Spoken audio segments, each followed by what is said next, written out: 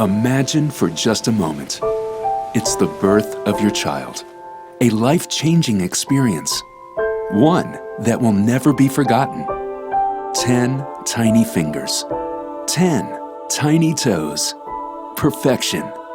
Think about all the hopes and the dreams you have for this child. Then, it all comes crashing down. Your geneticist has just told you that your child has Cri du Chat Syndrome. You're told that your child will never walk. Your child will never talk.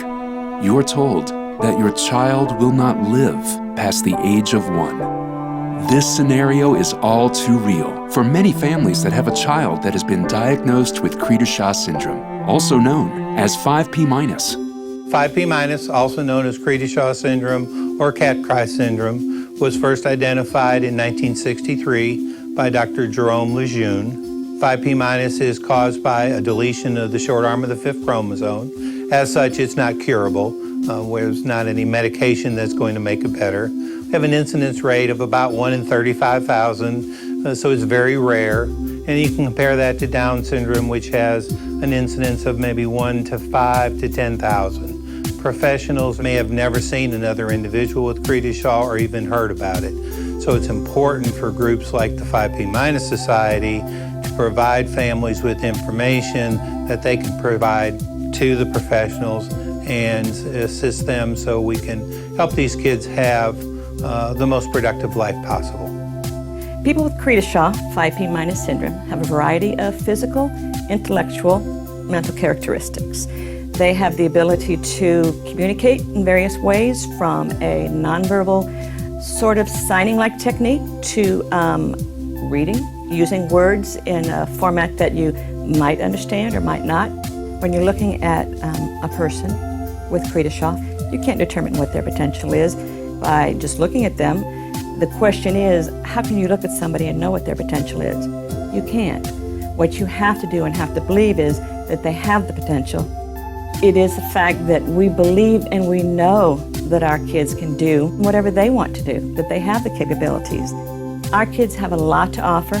Our kids make a difference, and it is with that high expectation, the right to have high hopes, and the right to reach their full potential, because yes, they can do it, because we believe and know that they can do it.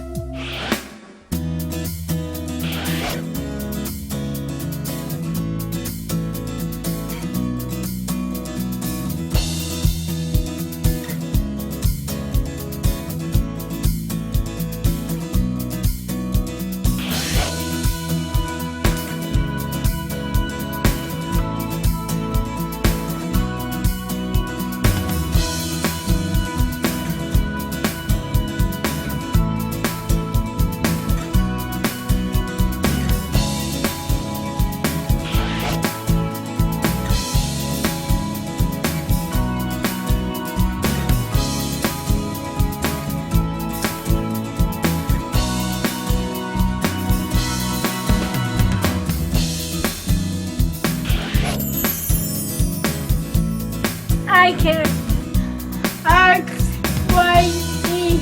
Awesome! Look at me, look at me. My name is Angela. By utilizing a team of family and educational and health professionals, we can see that individuals with 5P- can achieve their fullest potential. When my daughter was born, there was a real lack of information about 5P- syndrome. So I tried to focus my energy, focus my emotions into something that I could do something about. And what I could do with that is build a database of families across the country that have the syndrome. I sought out other families, brought them together, and we brought in some of the best medical professionals we could find that had any experience at all on the syndrome, brought them in as speakers, and started the group.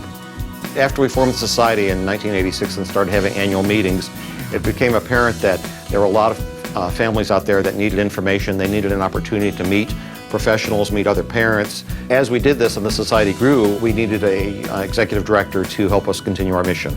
And our mission, of course, is the support of families that have children with the syndrome.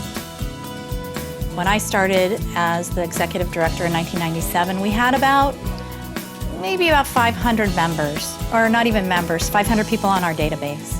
Very slow growth until social media came around. Social media came around, the growth became enormous. Because of this growth, there's more need for better information, more need for dissemination of information, more need for awareness. One of the things that we're trying to do in creating awareness is we've started this International Cri du Chat Awareness Week. We have a new web page that is able to identify and bring people closer together from different areas, not only in the United States, but all over the world. And that brings us to our next step. Now we need some ambassadors. Now we need people who are going to go and be the voice of the society, to go to these health fairs, abilities expos, medical professional meetings, where they can actually be there as a representative of the 5P- Society and be ambassadors. Talk about the syndrome, talk about the society, bring more awareness of who we are, what we are to the general public. I would like Cri du Chat Syndrome to be as household name as Down syndrome, autism, any of these other syndromes or spectrums or anything. I would like Cri du Chat Syndrome to be right there. So when families are told they have a child with Cri du Chat Syndrome, they'll know, hey, I've heard of that one. Let me go find out more information about it.